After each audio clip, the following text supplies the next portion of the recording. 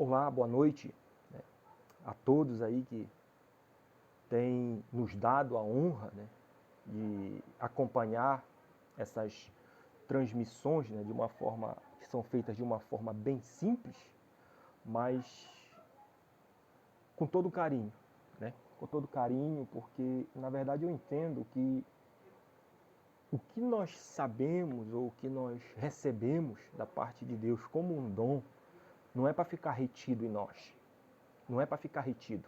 Muito pelo contrário. Você recebe um dom de Deus, você tem a responsabilidade de exercitar esse dom para abençoar outras vidas, para ajudar outras pessoas. E às vezes Deus ele dá dons, né, para a pessoa, tipo o dom de inspirar, o dom de motivar as pessoas. E as pessoas elas ficam muitas das vezes retendo isso. Então, quantas pessoas hoje não estão necessitando de uma palavra de conforto, de uma palavra de ânimo, de uma palavra que venha trazer inspiração para a vida das pessoas. Tem pessoas que nesse momento estão estagnadas, estão paradas, diante de tudo que está acontecendo, está estagnada com tudo que está acontecendo. Então, cabe a você, que tem muitas das vezes um dom de inspirar, de motivar, levar uma palavra para essas pessoas. É uma responsabilidade. Se Deus te deu, Ele te deu para você abençoar vidas. E como você pode ver, né, aqui é o meu local de trabalho, é onde eu trabalho, é o meu escritório, é a minha oficina, né, vamos dizer assim, meu laboratório. Então é onde eu atendo meus clientes daqui e hoje é sexta-feira e eu continuo trabalhando. Ainda estou trabalhando, são exatamente 21 horas e 4 minutos e nós ainda não paramos. E dentro dessa correria do dia a dia, de atender um cliente, né, trazer a máquina, dar o suporte, a gente ainda encontra tempo, né, para fazer o que é mais importante, que é o que sustenta toda a nossa vida, que é o que sustenta tudo que nós temos, que é ter uma comunhão com Deus, ter a comunhão com Deus, que é isso que é importante. É isso que te traz estabilidade, segurança para a vida. E entre um serviço e outro, né, um atendimento e outro, eu procuro sempre encaixar né, o meu hábito de leitura da palavra, de estudo da Bíblia, né, de estudo das Escrituras, porque, como eu já falei para vocês, é algo que eu gosto. Eu sou apaixonado, né, pelas Escrituras. E eu me sinto alimentado quando eu leio, tá? Quando eu compartilho algo que eu entendi. E quando eu compartilho esse algo que eu entendi, eu entendo muito mais. É como se a minha mente ela se abrisse para novas coisas, né, que Deus ele tem para nos dar. E eu estava lendo aqui em 1 Crônicas, livro de 1 Crônicas. O livro de 1 Crônicas é um livro do Antigo Testamento, não tem um escritor a certeza de quem escreveu esse livro. Uns dizem que foi Esdras, mas tem outras pessoas que dizem que, outros estudiosos, né, eruditos na palavra, aí, conhecedores da palavra, estudiosos da palavra, dizem que foi um levita.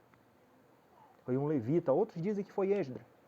Isso não me acrescenta, vamos. Saber quem escreveu não me acrescenta. O que me acrescenta é saber que o Espírito Santo de Deus é quem inspirou essa pessoa a escrever. E eu estava lendo aqui em 1 Crônicas, no capítulo 4, versículo de 9 a 10, e ele diz assim, ó: foi Jabes mais ilustre do que seus irmãos.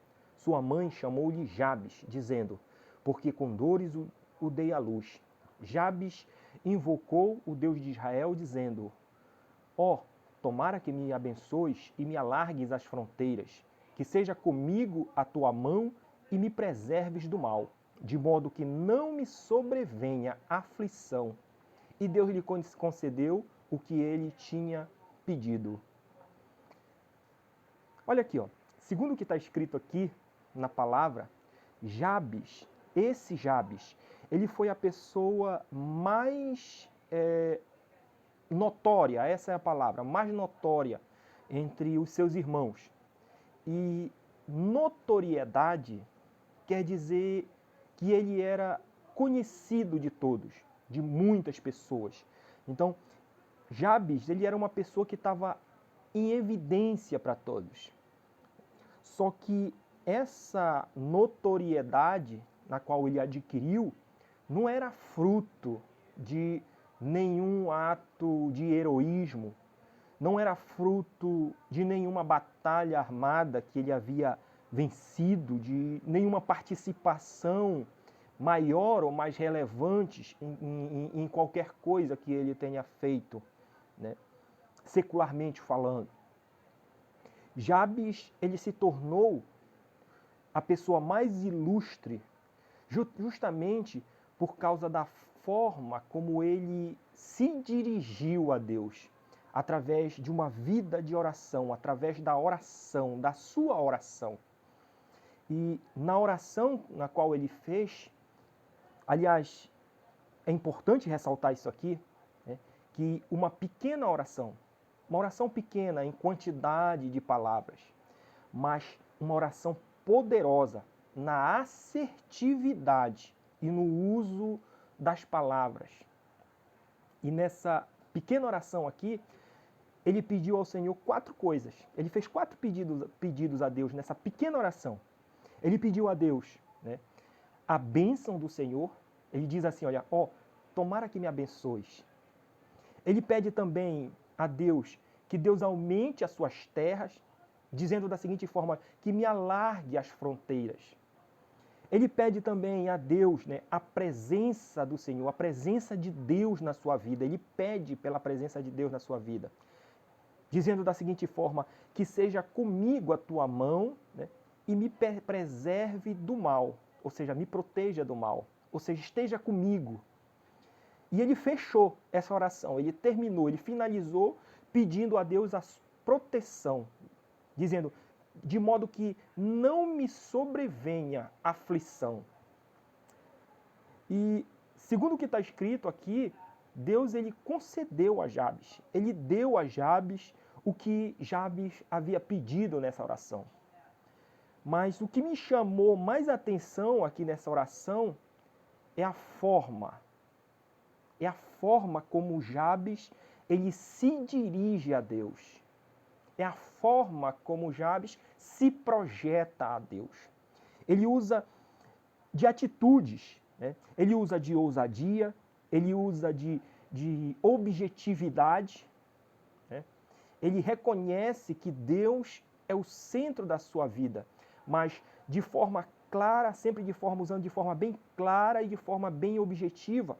Ele pede para Deus aquilo que ele está desejando, aquilo que ele exatamente quer.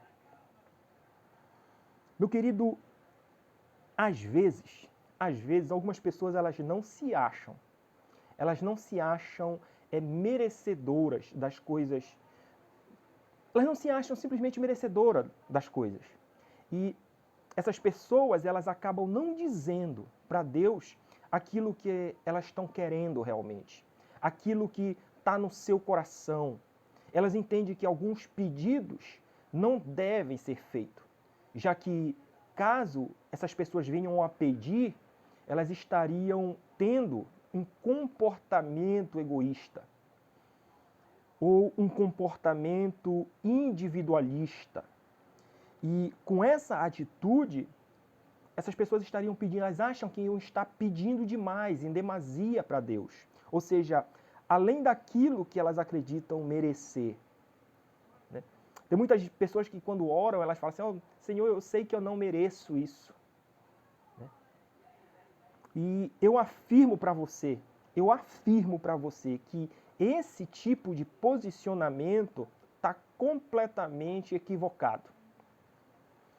Jesus, quando ele fala para os seus discípulos a respeito do sentimento de ansiedade que muitas das vezes nos cerca, e isso ficou registrado no Evangelho de Lucas, no capítulo 12, no versículo 32, ele diz assim, olha, não temais, ó pequenino rebanho, porque o vosso Pai, ele se agradou em dar para vocês o seu reino. Ou seja, Jesus ele está dizendo para não termos medo, porque o Senhor ele tem prazer em dar para nós o seu reino, em entregar o seu reino, o reino dele em nossas mãos. E a oração feita por Jabes é uma pérola, é uma preciosidade e um exemplo para nós.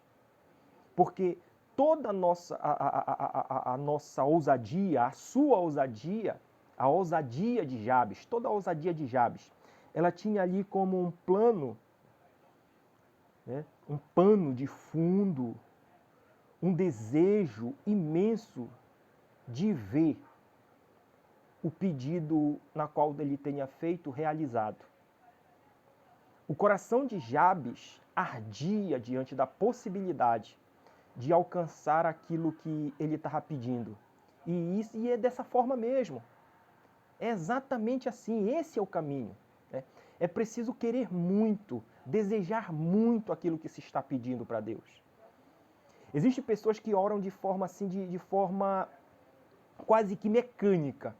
Elas colocam vários pedidos, elas vão colocando vários pedidos diante de Deus, e de forma que o que vai vindo na mente, o que vai vindo na cabeça, essas pessoas elas vão pedindo.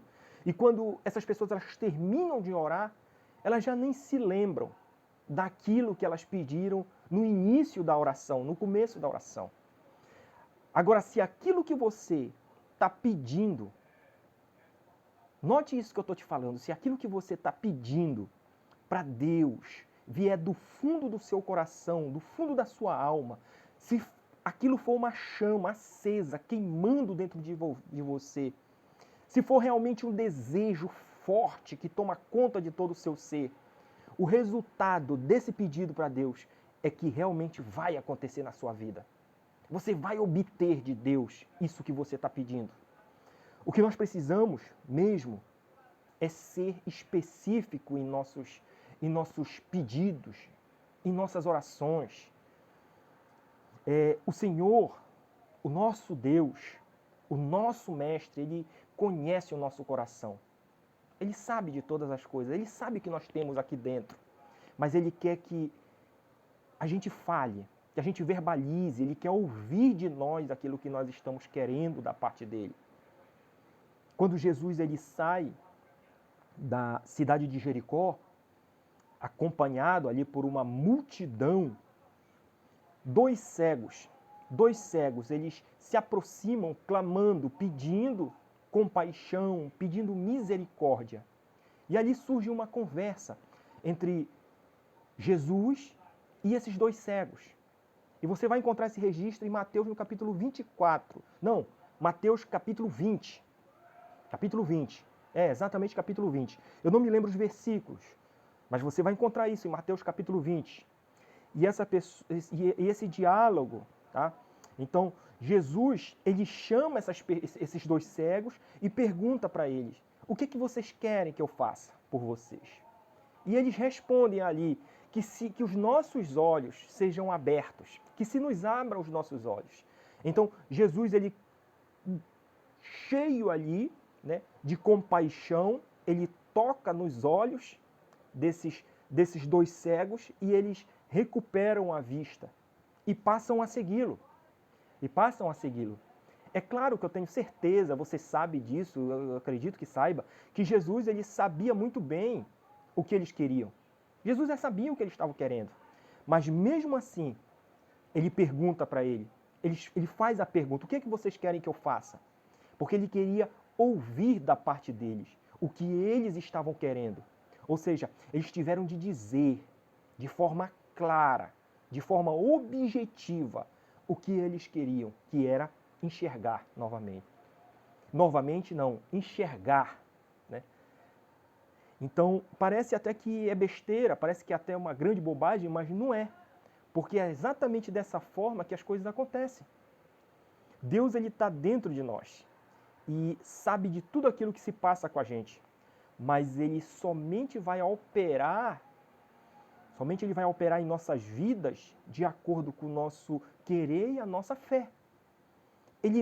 Deus ele nunca vai fazer nada em nossa vida à nossa revelia. E é por isso que nós precisamos expor para Ele em oração, de forma clara, objetiva, bem definida, aquilo que nós estamos querendo da parte dEle.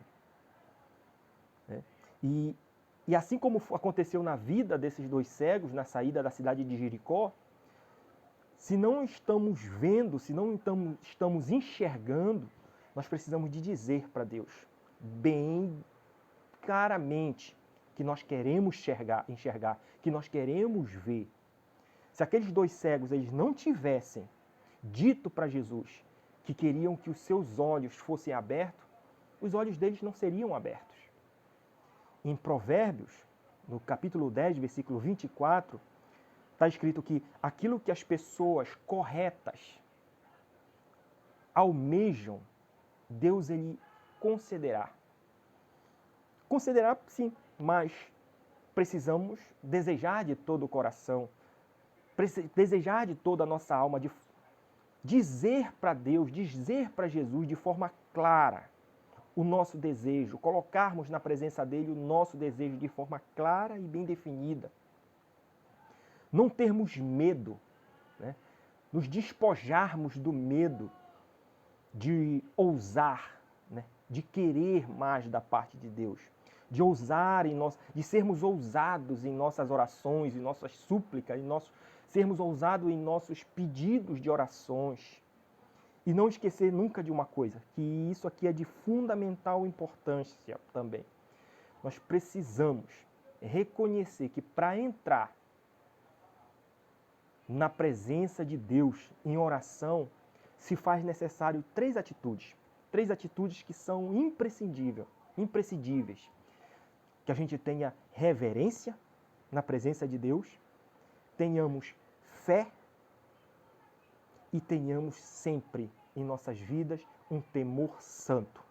Reverência, fé e temor santo. Faz-se necessárias essas três atitudes para nós entrarmos na presença de Deus em oração. Reverência, fé e temor santo.